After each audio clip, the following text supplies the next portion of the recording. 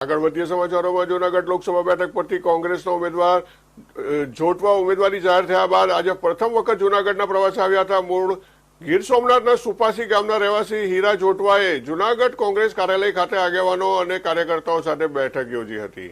બેઠકમાં કોંગ્રેસ આગેવાનો અને કાર્યકરોમાં ભારે ઉત્સાહ જોવા મળ્યો હતો। આ પૂર્વ ખડિયા ગામે હીરા જોટવાએ ચૂંટણી પ્રચાર કર્યો હતો। હીરા જોટવા દ્વારા જણાવવામાં આવ્યું હતું કે કેરી અને નાળિયેરનું જૂનાગઢ જિલ્લામાં પુષ્કળ ઉત્પાદન થાય છે, પરંતુ ભાજપ સરકારની નીતિ આ ઉત્પાદન લેતા ખેડૂતો પ્રત્યે ઉદાસીન રહી છે। જૂનાગઢ વોકળા મુદ્દે તંત્રની ઉદાસીનતા વિશે પણ સવાલો ઉઠાવ્યા હતા।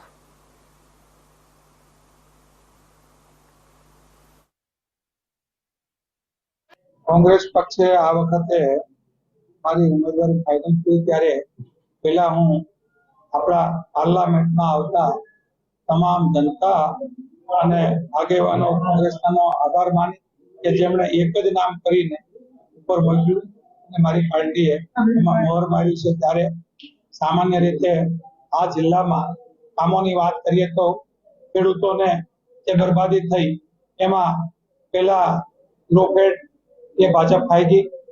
દૂધની કોઓપરેટિવ ખૂબ મોટા પ્રમાણમાં હાલતી હતી એ ભાજપ ખાઈ ગઈ એમ કહું છું।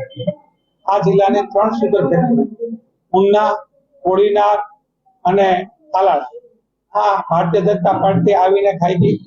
સાથે સાથે આ જિલ્લામાં જેટલા પણ ડેમો છે એ કોંગ્રેસે બનાવેલા છે, એક પણ ડેમ ભાજપે નથી બનાવેલો। આ જિલ્લામાં જેટલા ઉદ્યોગો છે GIDC Veraval, GIDC Junagadh, GIDC Porbandar, પોરબંદરના તમામ ઉદ્યોગો અને વેરાવળના તમામ ઉદ્યોગો એ કોંગ્રેસની સરકાર વખતે હતા। આ સરકાર આવતા હાઈટેક, કામદાર જેવા ઘણા ઉદ્યોગો બંધ થયા, એક પણ ઉદ્યોગો ખોલ્યો નહીં। એટલે નારાજ છે પ્રજા। એ અહીંયા ખાસ કરીને તાલાળાની કેસર કેરી એ વિશ્વમાં મશહૂર છે।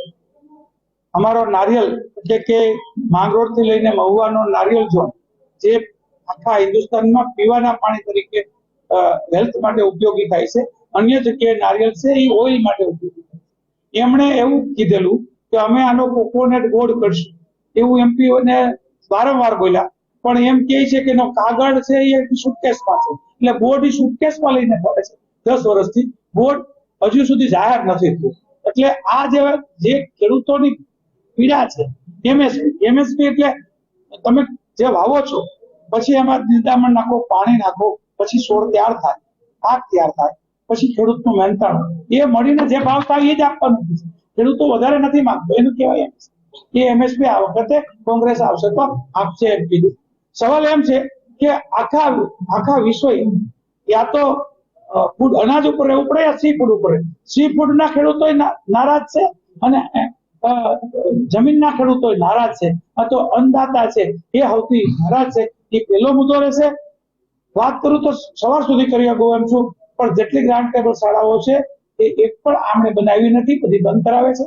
અહીંયા 24 થી ઓછા વિદ્યાર્થી હોય તો ઘણા ગામોમાં શાળાઓ બંધ કરી દીધી, એવી ગુજરાતમાં 7000 શાળા બંધ કરી। વેરાવળની મેડિકલ કોલેજ અડધી પીગી તો એ તો વેચી દીધી, પણ કોંગ્રેસે બનાવેલી સિવિલ હોસ્પિટલ તો વેચી દીધી। એમનો વાંધો નથી। આવું સીધો જુનાગઢ ઉપર કે જુનાગઢ આખા કોર્પોરેશન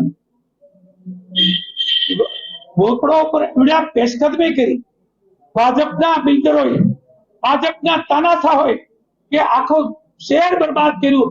એક તકે તો અમારો શ્વાસ અધર થઈ ગયો તો કે હવે જુનાગઢ તણાઈ મોરબીની જે એવી હાલત થઈ। એમના સીએમ આવીને એમ કેવું પડ્યું કે તમારો રાજધર્મ બચાવો, તમે આની પેશકદમી દૂર કરો, એમ છતાં પણ આ નથી કરતા। એક પણ ગલીમાં જઈએ તો ત્યાં રોડ તોડ નાખ્યો હોય, ત્યાં એમ કહે છે કે અહીંયા પાણીની પાઇપલાઇન નાખીએ, ત્યાં પાણીની પાઇપલાઇન નાખતા હોય તો રોડ તોડ્યો છે। પેલા રોડ બનાવે, પછી પાઇપલાઇન નાખે, પાઇપલાઇન કાઢીને રોડ નાખે, ગેસની પાઇપલાઇન નાખે। એક પિક્ચર આવ્યું હતું, એ પિક્ચરની યાદી કોર્પોરેશન બતાવે છે। ત્યારે જુનાગઢની તમામ પ્રજા અમીર હોય કે ગરીબ, અને રસ્તો ભલે અમીર છે, તમારી પાસે બંગલો છે, ગાડીઓ છે, કોઈ જરૂર નથી સરકારની, તો તમને હાલવા રસ્તો નથી આપતા। આવી રીતે કોર્પોરેશનની તમામ પ્રજા દુઃખી છે। ત્યારે એ લોકો અંદરથી બહાર આવીને આ વખતે કોંગ્રેસને જીતાડશે એવો મને વિશ્વાસ।